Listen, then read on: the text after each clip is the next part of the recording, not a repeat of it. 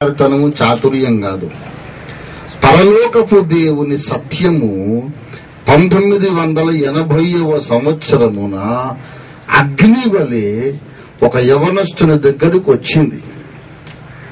తిబెరి కైసరు ఏలుబడిలో 15వ సంవత్సరమందు రాజభవనాలు, దేవాలయ భవన సముదాయాలు దాటుకొని అడవిలోకి పోయినటువంటి వాక్యం 1980వ సంవత్సరం క్రీస్తు శకం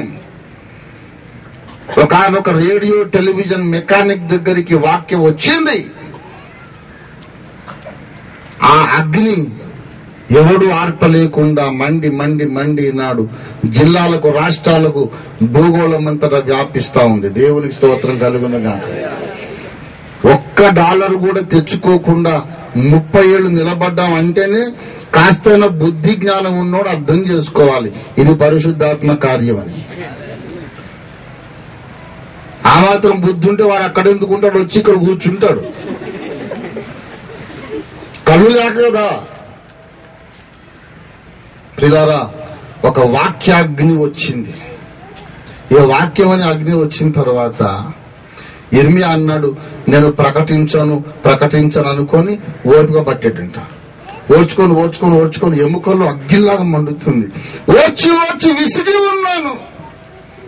నేను చెప్పకుండా ఉండలేనయ్యా, నేను చెప్పకుండా ఉండలేను అంటున్నాడు ఆయన. ఎంతసేపు నేను చెప్పకుండా ఉండలేను, ఓర్చి విసిగి ఉన్నాను. దయచేసి ఇర్మియా గ్రంథం 4:19 చూడండి దయచేసి. అయ్యో నా కడుపు నాకెంతో వేదనగా ఉన్నది,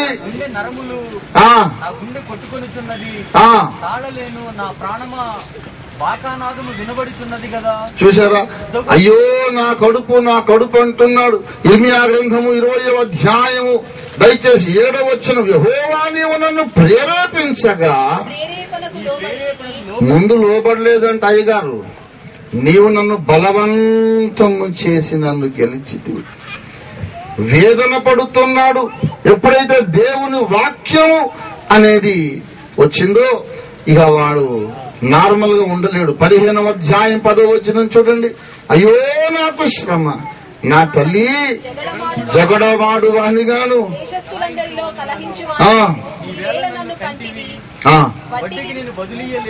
దేవునికి స్తోత్రం. వారు నాకు బదులు ఇవ్వలేదు, నేను బదులు ఇవ్వలేదు. అయినను వారందరూ నన్ను శపించుచున్నారు. ఎందుకు ప్రభువా? చూడు దయచేసి 15వ వచనం. యెహోవా నా శ్రమ నీకు తెలిసినది, నన్ను జ్ఞాపకము చేసుకొను, నన్ను దర్శించుము. ఎందుకు ఈ బాధ వచ్చిందంటే 16వ వచనం. నీ మాటలు నాకు దొరకగా నేను భుజించితిని. 17వ వచనం చూడండి. కడుపు మంటతో నీవు నన్ను నింపి ఉన్నావు. దేవుడే మంట పెట్టేసాడు కడుపు. ఎవరు పెట్టారు? దేవుడు. కడుపులో మంట, తర్వాత ఎముకల్లో మంట. దయచేసి ఇర్మియా గ్రంథము చూడండి. నేను అసలు ప్రకటించను అనుకున్నాడు. 20వ అధ్యాయం 8వ వచనం. ఏలయనగా నేను పలుకున్నప్పుడెల్లా బలాత్కారము జరుగుచున్నది, చాటించవలసి వచ్చెను. దినమెల్ల యెహోవా మాట నాకు అవమానమునకును. అంశుమతి మేరమ్మ గారి తండ్రి గారు ఐజక్ అయ్య గారు నన్ను సేవ కొరకు పిలుస్తుండేవాడు. ఆయన అన్ని ప్రాస ప్రకారం మాట్లాడతా. ఓఫీరు బంగారు, నువ్వు చేస్తావు అందరినీ కంగారు అంటుంది.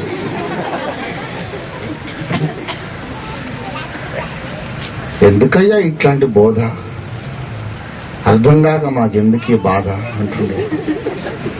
నువ్వేది స్ట్రైట్ గా, ఆయన అంటుండు, నువ్వేది సింపుల్ గా మాట్లాడలేవా? అన్ని ముడులు చిక్కులు పెడతావేంటి అని అడిగాడు సార్. మేమందరం ప్రసంగాలు చేస్తే మామూలుగా సింపుల్ గా ఉంటుంది. నువ్వు బోధ మొదలెట్టావంటే మేము బుర్ర కొట్టుకోవాల్సింది. మెదడుకు మేత 3 గంటలు తెగదు. ఆ రోజులో 6 గంటలు ఒకటే ప్రసంగం చేసేవాడు. 6 గంటలు ప్రసంగమే, పాటలు అవన్నీ తర్వాత.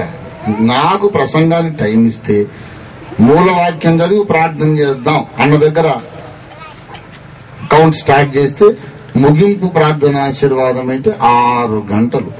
మొన్న ఎవరు అన్నా నువ్వు ఒక 500 పెళ్లిళ్ళు చేసావా అని అడిగాడు.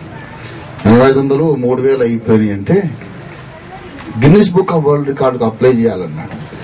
నేను ఎన్నో విషయాల్లో వరల్డ్ రికార్డు ఆల్రెడీ బద్దలు కొట్టించాను.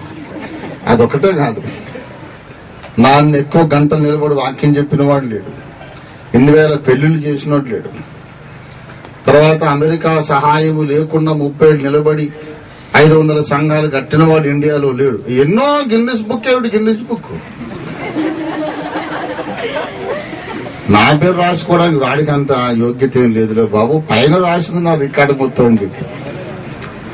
దేవుని బిడ్డలారా, ఇంతకు ముందు ఎవ్వరూ చెప్పని కొత్త విషయాలు ఒరిజినల్ గా for the first time in the church history నేను చెప్పినన్ని కొత్త సంగతులు ఎవరు చెప్పరు. ఇది కూడా ఒక రికార్డే. దేవుని కృప. చదువుకుంది ఎక్కువ ఏం లేదు, చిన్న చదువు కొంచెం. ఏం చదువుకున్నావు అంటే లోకమును చదివాను, దేవుని వాక్యాన్ని చదివాను, కొంచెము దేవుని కృప నాకు దొరికినంత వరకు దేవుని మనస్సు చదివాను. దేవుని బిడ్డలారా, ఈ విద్యలన్నిటికీ దాత ఎవరో ఆయనతో సహవాసం చేశాను. దేవుని బిడ్డలారా గమనించండి, ఎందుకు ఇలాంటి ఘర్షణ మొదలైందంటే ఇర్మియా చెబుతున్నాడు, నేను ప్రకటించున్నప్పుడెల్లా నీ మాట నాకు అవమానమునకు అపహాస్యమునకు హేతువాయను. ఆయన పేరు నేను ఎత్తను, ఆయన నామమును బట్టి ప్రకటించనని అనుకుంటున్నా. నా హృదయములో అగ్ని వల్ల మండుచున్నది. ఏమండి, అక్కడేమో హృదయములో అగ్ని, ఎముకలలో అగ్ని. ఇర్మియా 15:17 కడుపులో అగ్ని. కడుపులో మంట, ఎముకల్లో మంట, గుండెల్లో మంట. ఎక్కడ ఆగుతాడు? నన్ను బోల్డ్ మంది అన్నారు, మీరు మా ఊరికి రావడానికి వీల్లేదు, వచ్చారంటే చంపేస్తాం అని. ఎర్రమొగం కొత్త సంగతి ఏమన్నా ఉంటే చెప్పని చెప్పి. అదేంటంటే నన్ను కొడతారు చంపుతారని యేసయ్య ముందే నాకు చెప్పాడు. ఇంకేదైనా కొత్త సంగతి ఉంటే చెప్పయ్యా, నీవు ఇలాంటి కార్యక్రమాలు ఉంటామని నాకు తెలుసు. నా దేవుని సెలవు లేనిది ఒక తల వెంట్రుకైనా నీవు లాగలేవు. ఓ ఏనుగు గట్టి పీకినా సరే ఒక వెంట్రుకుడు రాదు. దేవుడు సెలవిస్తేనే రాలుతుంది. దేవుని స్తోత్రం కలుగును గాక. దేవుని అగ్ని ఎప్పుడైతే మన లోపలికి వచ్చిందో, దేవుని వాక్యమును ప్రకటించినప్పుడెల్లా ఆ వాక్యమును బట్టి మన మీదకి ఏమొస్తుందట? నింద, అవమానము, బాధ. ఎవరికి నేను అప్పుకి ఇవ్వలేదు, వాడు కూడా నాకు అప్పు ఇవ్వలేదు, కానీ వాక్యము బోధించున్నప్పుడల్లా నేను నిందించబడుతున్నాను, అపహాస్యానికి గురవుతున్నాను. ఎందుకు వచ్చిన గొడవయ్యా, బోధ చేయని ఏమీ లేదు, వదిలేసే నన్ను అనుకుంటే నిద్ర పట్టనివ్వడం లేదు. పడుకుంటే ఒక్కోసారి లేపేస్తుందండి దేవుని వాక్యం. లే, పడుకున్నావేంట్రా, లోకం నశిస్తుంది, లే. ఎందుకు? నీకు వాక్యం అనేది ప్రత్యక్షమైంది, లేమంటాడు. ఎన్నో రాత్రులు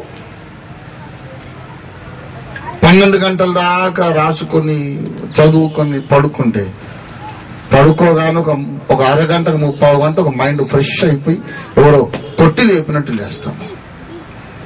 మళ్ళీ పోయి కూర్చోం, మళ్ళీ చదవాలి, మళ్ళీ రాయాలి. మీరు సేవకులు కొంచెం మంచిగా రెస్ట్ తీసుకోవాలని ఒకటి చెప్తాను. నాకు తెలీదు, నాది మట్టి శరీరమే, నాకు రెస్ట్ అవసరమే. నిద్రపోవాలని నాకు చక్కగా భోంచేసి పడుకోవాలని ఉంటుంది, నాకు శరీరం లేదు. కానీ లోపల అగ్ని గమ్ముగా ఉండనివ్వడం లేదు. దేవుని బిడ్డలారా, వాక్యమనే అగ్ని 1980వ సంవత్సరంలో దిగి వచ్చింది. ఆ వాక్యమనే అగ్ని బయలుపరిచిన దేవుని ప్రణాళిక ఏంటంటే, ఈ కడవరి కాలములో దేవుడు ఒక పని మొదలు పెట్టాడు. అపొస్తలుల కార్యాలు 3వ అధ్యాయం 21వ వచనములో ఉన్నటువంటి ప్రవచనం నెరవేరుట ఆరంభమైనది అని దేవుడు ప్రత్యక్షపరిచాడు. దేవునికి స్తోత్రం కలుగును గాక. చదవండి దయచేసి. అన్నిటికీ కుదురుబాటు కాలములు వచ్చును అని దేవుడు ఆది నుండి అన్నిటికీ కుదురుబాటు కాలములు వచ్చును, అన్నిటికీ కుదురుబాటు కాలములు వచ్చును. 100 సార్లు చెప్పుకోండి ఆ మాట, అన్నిటికీ కుదురుబాటు కాలములు వచ్చును అనగా దేవుని గృహములో, దేవుని ఇంటిలో సకల సంగతులు అస్తవ్యస్తముగా ఉన్నవి. దేవుని సంఘము లోపల వాక్యము బోధించే విధానం సరిగ్గా లేదు, కుటుంబాన్ని పరిపాలించే విధానం సరిగా లేదు, అసలు ఒక్కటి కూడా సరిగా లేదండి చెబుతున్నా. Not even 1 single activity is right. అసలు ఒకటి కూడా సరిగా లేదు. ఏమని చెప్పను, ఏమేమి సరిగా లేవో ఇప్పుడు చెప్పడం మొదలు పెడితే సరిగా లేని సంగతులు చెప్పి రాత్రి అయిపోతుంది. సరిగా లేని సంగతులు రాత్రి దాకా చెప్పడం అనేది మాత్రం సరిగా లేదని మీరందరూ అంటారు. అందుకే చెప్పట్లేదు. మొన్న పెళ్లి చేస్తున్నాము. పెళ్లి చేస్తుంటే అమ్మాయి వైపు ఒకటి మంగళసూత్రం, అబ్బాయి వైపు వాళ్ళు ఒకటి, ఇదొక సూత్రం అదొక సూత్రం తెచ్చాను. అంతసేపు నేను వాక్యం చెప్పాను. వాక్యం చెప్పినాక పెద్దోడు కదా, బాగా తల పండిపోయిన పెద్దోడు అని చెప్పి ప్రసంగం నేను చేసి మిగతాది మీరు చేయండి అయ్య గారు మంగళసూత్రం కట్టించడం అని కూర్చున్నాను. అమ్మాయి వైపు వచ్చింది సూత్రం, అబ్బాయి వైపు సూత్రం. ఏ 3 ముళ్ళే అన్నాడు. ఒక సూత్రం కట్టారు. మళ్ళీ రెండోసారి మళ్ళీ 3 ముళ్ళు వేయించారు. మొత్తం 2 ముళ్ళు 6 ముళ్ళు వేశాడు. హిందూ సాంప్రదాయం ప్రకారం బ్రహ్మ విష్ణు మహేశ్వరులు ఉన్నారు, ముగ్గురు త్రిమూర్తులు ఉన్నారు గనక 3 ముళ్ళు వేయాలి అని హిందూ సాంప్రదాయం. క్రైస్తవ సాంప్రదాయం తండ్రి కుమార పరిశుద్ధాత్మలు ఉన్నారు గనక మనం 3 ముళ్ళు వేయాలి మన సాంప్రదాయం. హిందూ సాంప్రదాయమైన, భారతీయ సాంప్రదాయం, క్రైస్తవ సాంప్రదాయమైన 3 ముళ్ళు. ఇది 6 ముళ్ళు ఏమో సాంప్రదాయం. తల పండిపోయింది కానీ ఎన్ని ముళ్ళు ఏదో తెలియట్లేదు. సరే చేయి పట్టించాలంటే ఇప్పుడు అమ్మాయి తల్లిదండ్రులు రండి, అబ్బాయి తల్లి అందరిని పిలిచారు. ఇది ఎక్కడ సాంప్రదాయం? కేవలం పొరపాటు. తల పండిపోయిన రెవరెండ్లకు కూడా పద్ధతులు తెలియట్లేదు, అంతే. తెలియట్లేదు. నీకు తెలుసా అంటే అవును నాకు తెలుసు, నీకు తెలియదు. నాకు తెలుసు, నీకు తెలియదు అనే సంగతి కూడా నాకు తెలుసు, కానీ నాకు తెలుసు అనే సంగతి కూడా నీకు తెలీదు. నాకు తెలిసిన సంగతి తెలియకపోతే పర్లేదు పోయింది, కానీ నీకు తెలియదు అనే సంగతి కూడా నీకు తెలియదు. అదే అసలు ప్రాబ్లం. తెలుసా ఈ సంగతి అని తెలిసినప్పుడు అంటే అది కూడా తెలియదు.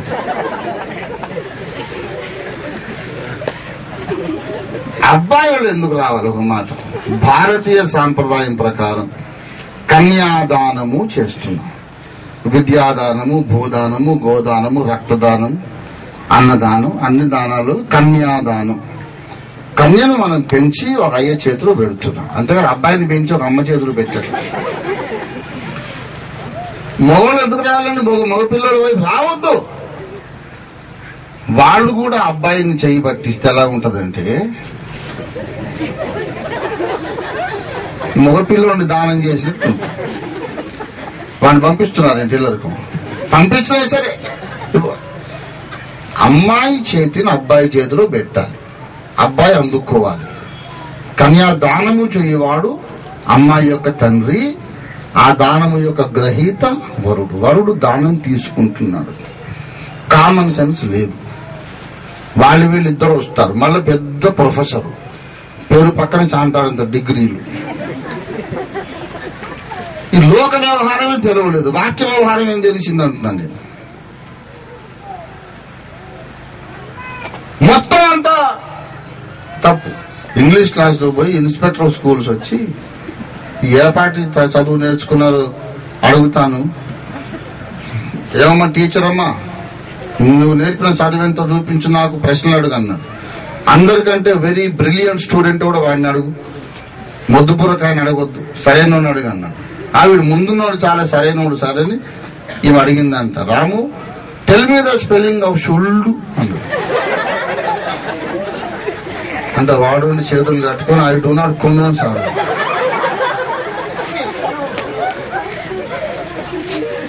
అప్పుడు ఇన్స్పెక్టర్ హౌస్ కూర్చుంటే యూ పోతారు వరాంగ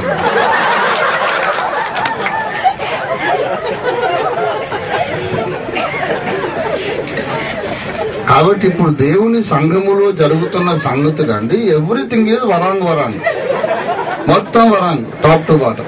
ప్రభురాత్రి భోజనం ఇచ్చేది వరాంగ్.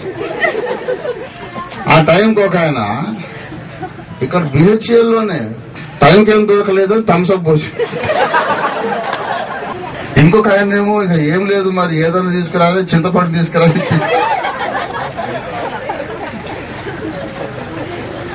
ఇది వాస్తవము. ఎవరండి మళ్ళా ఇప్పుడు మరి నాకు కొత్తకు తొడకమంటూ ఉడకదండి. ఈ దేవుని సంఘమా, ఇదేమన్నా లోక సంబంధమైన వ్యవహారమా? పైన ఆయన లేడా? ప్రామాణిక గ్రంథము లేదా? ఇష్టానుసారంగా చేయటం ఏంటి? నాకంటే పెద్దోడే వయసుకు, మరి ఏం చేసుకోవాలి? వయసు ఊరు బయట మరి చెట్టు కూడా 200 ఏళ్ళు ఉంటుంది, ఏం లాభం? వయసు కాదు ఇక్కడ కావలసింది, వాక్య ప్రత్యక్షము కావాలి. దేవుని స్తోత్రం కలుగునుగా. A to Z మొత్తం ఆరాధన క్రమం కరెక్ట్ గా లేదు. కొంతమంది ముందు స్తుతించి ఆరాధించి అప్పుడు పాపాలు ఒప్పుకోమని టైం ఇస్తారు. అంటే ఇంతసేపు స్తుతించినప్పుడంతా వీడు ఏం పొందలేదు? పాప క్షమాపణ పొందలేదు, ఇంకా శుద్ధీకరణ లేదు. అంటే కుష్టొచ్చి పుండ్లు రసి చీము గారుతున్న చేతులతోనే దేవునికి స్తుతి సమర్పించాడు. మన సంఘం అట్లా కాదు, ముందు శుద్ధీకరించుకోవాలి, శుభ్రమైన చేతులతో ఆరాధన చెల్లించి పవిత్రమైన చేతులు ఎత్తమన్నాడు. మనం కూర్చున్నా, లేచిన, దగ్గిన, తుమ్మిన దానికి లేఖనాధారం ఉంది, లాజిక్ ఉంది, రీజనింగ్ ఉంది. పెద్ద పెద్ద సేవకులు ఏదేదో వాక్యం అంతా డీప్ గా తెలిసినట్టు మాట్లాడతారు, చెప్పులు తీరు బూట్లు తీరు ఏం లేదు. నాకు ఇది టోటల్లీ అబ్జెక్షనబుల్ ఫ్యాక్ట్. ఏ మాత్రం ఒప్పుకోవడానికి వీల్లేదు. ఏ మతస్థుల, సిక్కులు గాని, బౌద్ధులు గాని, ఇరానీ పారసీక మతస్థులు గాని, ముస్లిములు గాని, హిందువులు గాని, ఏ మతస్థుడైనా తమ దేవుని మందిరానికి పోయినప్పుడు చెప్పులు వేసుకొని పోతాడా? ఎవరైనా, ఏ మతస్థుడైనా. వీడు చెప్పులు వేసుకొని ప్రసంగం చేయడం ఏంటండి? That is total non sense అని నేను చెప్తున్నా. సరిగ్గా మీ వైపు చూసి చెప్తున్నా, నాకేం భయం లేదు. ఎట్లా డబ్బులు వస్తలేవు, ఇప్పుడు ఇట్లా చెప్పినా కూడా రావు. పోయేదేముంది? నాకు పోయేదేం లేదు. ఎవరు ఉంటే కా పోవడానికి. నాకెవడు దొరలేడు. ఇలా మాట్లాడితే డబ్బులు పంపడానికి గొడవ లేదు. దొరలేడే వెళ్ళాడు, డబ్బులు ఎట్లాగ పంపట్లేదు. ఎవరికైనా బుద్ధి జ్ఞానం ఉంటే మాకు ముందే డబ్బులు ఇచ్చి మమ్మల్ని కొంచెం కంట్రోల్ చేయడానికి ట్రై చేయాలి. బుద్ధిహీనుడు డబ్బులేమో ఇవ్వడం లేదు, మనకు అసలే భయం లేకుండా పోయింది. దేవుని బిడ్డలారా, బూట్లు వేసుకొని ప్రసంగం చేయడం ఏంటండి? దానికి చెప్తాడు. నేను అడిగాను కొంతమందిని, ఎందుకండి మీరు చెప్పులు వేసుకొని ప్రసంగం చేస్తారు? ఏ భక్తుడైనా, ఏ మతస్థుడైనా తన దేవత దగ్గరికి పోయినప్పుడు చెప్పులు వేసుకొని పోడు కదా, చెప్పులు దూరంగా ఇప్పిపోతాడు. కలెక్టర్ గారింటికి పోతాం, సీఎం గారింటికి వెళ్తాం, వేరే చెప్పులు బయట వదిలేసి పోవడానికి ప్రయత్నం చేస్తాం. ప్రియులారా, చెప్పులు వేసుకొని వాక్యం చెప్పడం ఏంటండి మీరు అనంటే, దానికి నాకు వాళ్ళు చెప్పే ఆర్గ్యుమెంట్ ఏంటంటే, చూడండి బ్రదర్ అని, ఆయన ముఖం ఎట్లా ఉంటుందంటే అప్పుడు వీడియో తీసుకొని ఫోటో తీసుకొని దండేసుకోవాలనిపిస్తుంది. పెద్ద మర్మం తెలిసినట్టు చెప్తారు. దేవుడు లేని స్థలమే లేదు బ్రదర్. ఇక్కడ దేవుడు ఉన్నాడు అని మనం చెప్పులు వేసుకోవద్దు అంటున్నారు. మరి దేవుడు లేనిది ఎక్కడ? రోడ్డు మీద లేడా? ఇంట్లో లేడా? బాత్రూంలో లేడా? ఆఫీసులో లేడా? ఇంటి వెనక లేడా? ట్రైన్లో లేడా? బస్సులో లేడా? అంతటా ఉన్నాడు. కనుక దేవుని సన్నిధిలో చెప్పులు వేసుకోవద్దంటే మన బతుకాలలో చెప్పులు వేసుకోనే వద్దన్నమాట. మరి ముళ్ళు గుచ్చుకోవా, రాళ్ళు గుచ్చుకోవా? అంతటా ఉన్న దేవుడు ఇక్కడ కూడా ఉన్నాడు. అక్కడంతా వేసుకోవడం రైట్ అయితే ఇక్కడెందుకు రైట్ కాదు అని బోర్డు తెలివి చెప్తాడు. నాకు అది తెలీదు అంతటా దేవుడు ఉన్నాడు. బాబు, అంతటా దేవుడు ఉండుట వేరు, ఇద్దరు ముగ్గురు ఎక్కడ నా నామమున కూడుకొని ఉందరో అక్కడ నేను ఉంటాను అన్న ఆ ఉండడం వేరు. ఎక్కడ పడితే అక్కడ ఉండడమేమో సర్వవ్యాపకత్వము, ఇద్దరు ముగ్గురు కూడిన సమాజములో ఉండడమేమో దేవుని వ్యక్తిగత సన్నిధి. సర్వవ్యాపకత్వం వేరు, సన్నిధి వేరు. ఇక్కడ ఉండే సన్నిధి ఇది ప్రత్యేకం. ఎక్కడ ఇద్దరు ముగ్గురు నా నామమును కూడుకొని ఉందరో అక్కడ వారి మధ్యలో ఉంటాను అంటే అర్థం ఏంటి? కూడుకోకపోతే ఉండడా? మరి ఎవడు కూడుకోకపోతే ఉంటాడు. కానీ ఆ ఉండడం కంటే అధిక మహిమలో ఇక్కడ ఉంటాను అన్నమాట. దేవుని స్తోత్రం కలుగునుగా. ఇది భక్తి జీవితంలో ఆలు ఏబిసిడీలు అన్నమాట. ఆల్ఫాబెట్స్ ఇవి.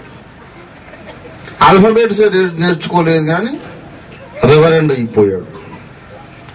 మేము ఉన్నాం, అందుకే ఇవన్నీ సరి చేయాలి. అందరూ నువ్వు చెప్తే వింటారయ్యా. వాళ్ళు డబ్బులు జారి సిట్టింగ్ ఆన్ మనీ బ్యాగ్స్ చూసి నువ్వు చెప్తే వింటారా?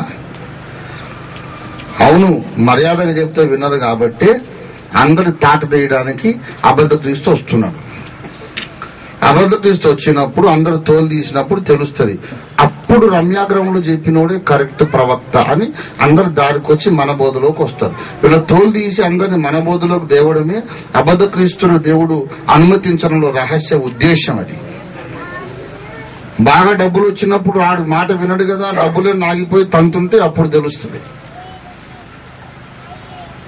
ఏమండి ఓఫీర్ గారు, మనం బాగానే ఉంటాం అప్పుడు. ఎందుకంటే ఇవి డబ్బులు అప్పుడు లేవు, ఇప్పుడు ఎప్పుడు లేవు కదా.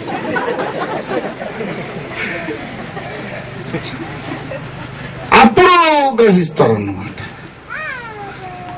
ప్రియులారా, దేవుడు నాకు చెప్పాడు, ఒకనాటికి సర్వ ప్రపంచము నా కుమారుడు ఓఫీర్, సర్వ ప్రపంచం ఒకనాటికి నీ మాట వింటుంది అన్నాడు. ఇప్పుడు మీరు విన్నంత స్పష్టంగా నేను దేవుని స్వరం విన్నాను, నమ్మాను, నమ్ముతున్నాను. ఇప్పటికే లక్షల మంది విన్నారు, వింటున్నారు. రేపు కోట్ల మంది వింటారు. 5 ఖండాలు వింటే చచ్చినట్టు వింటాయి. ఎందుకంటే అది ఓఫీర్ మాట కాదు, పరిశుద్ధాత్మ దేవుని మాట. దేవుని స్తోత్రం కలుగును. హల్లెలూయా. దుర్బోధనల్ల నశింపగా వాక్యాగ్ని ధరకు దిగి వచ్చెను. దుర్బోధనల్ల నశింపగా వాక్యాగ్ని ధరకు దిగి వచ్చెను.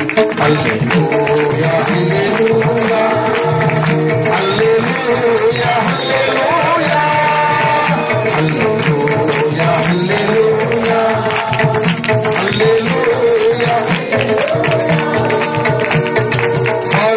రాజు దర్బారు నందు దీర్ఘదర్శిపవన్, రాజు దర్బారు నందు దీర్ఘదర్శిపవన్. ఈ లోకమతంలో వేయబడెను, ఈ లోకమతంలో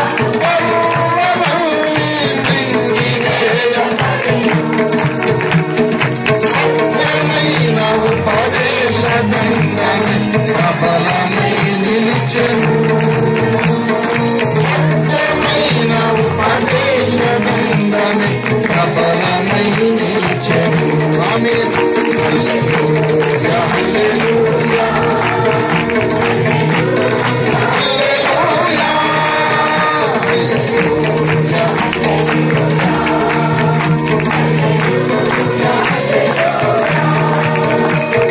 ప్రపంచము మీద ఉన్న ప్రతి మానవుడు యేసే రక్షకుడని నమ్మవలసిన అవసరం ఉన్నది. యేసే నా దేవుడు నా రక్షకుడని ఒప్పుకున్న ప్రతి విశ్వాసి కూడా పౌలు బోధలోనికి రావలసిన అవసరం ఉంది. ఈ 2 పనులు చేయడానికే దేవుడు మనలను పిలిచాడు, ఈ పనికి నియమించాడు. ఇది మన పని, అగాపే సంఘము చేయాల్సిన పని ఇది. భూప్రపంచము మీద ఉన్న ప్రతి మానవుడు యేసుక్రీస్తు ఒక్కడే ఎందుకు రక్షణ మార్గమో స్పష్టంగా తెలుసుకోవాలి. తార్కికంగా, లాజికల్ గా తెలుసుకోవాలి. గుడ్డి నమ్మకం కాదు, పెద్ద ఆయన చెప్పాడు నమ్మడం కాదు. శాస్త్రోక్తంగా, శాస్త్రీయముగా, చారిత్రకంగా, తార్కికంగా ఆధారాలతో తెలుసుకోవాలి. Why Christ is the only way of salvation. అందరికీ బుర్రకెక్కేటట్టు, అర్థం అయ్యేటట్టు సువార్త చెప్పడం మన పని. రక్షణ పొందిన తర్వాత ఇంకేం పని లేదురా బాబు, కూర్చొని అల్లులు అంటూ అంటాం కాదు. రక్షింపబడ్డ వాళ్ళందరూ కూడా మొదటి శతాబ్దపు అపొస్తలుల బోధలోనికి నడిపించబడినట్లు పోరాడడం మన పని. అగాపే సంపూర్ణ సువార్త సంఘం అందుకోసం పుట్టింది. 30 ఏళ్లుగా అందుకోసమే పోరాడుతుంది. ఈనాటి వరకు ప్రతి ప్రసంగం ఈ గురి వైపే సాగుతుంది. దేవునికి స్తోత్రం కలుగునుగాక. Hallelujah. We are living for this vision. లేకపోతే మాకు ఈ పోరాటం అవసరమే లేదు. ఇంకో సంస్థలు కూడా చేరం. వెళ్ళి హ్యాపీగా ఆటో నడుపుకుంటాం, టాక్సీ నడుపుకుంటాం, రిక్షా దొక్కున్న ఘనత. దేవుని పేరును, దేవుని సువార్తను వ్యాపారముగా మార్చే కంటే రిక్షా దొక్కి బతక